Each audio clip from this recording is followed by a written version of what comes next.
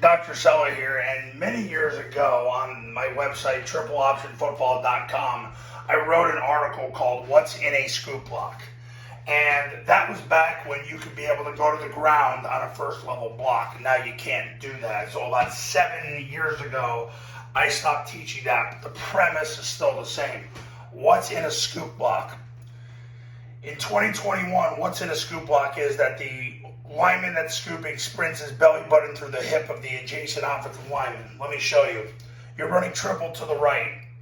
The guard makes a deuce call.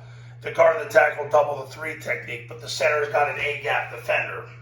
So what happens is he snaps the ball, and then he's going to open it 90 degrees, and he sprints his belly button through the hip of the center.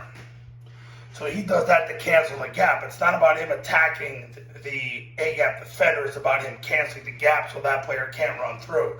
As soon as he supplicates himself and attacks the player, he loses positional leverage. His job is to snap the ball and get 90 degrees and run through the hip of the guard and put his belly button onto his hip, because as soon as his belly button touches his hip, what happens is there's a biomechanical, I guess the word is reaction for all this, and he closes the gap.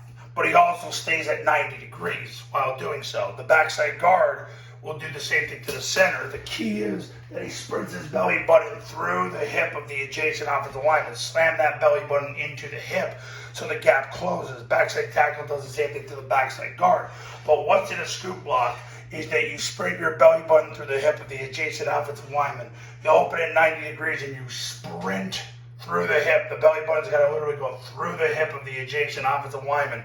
And that's when you know you've done your job on a scoop block. And that's what's in a scoop block.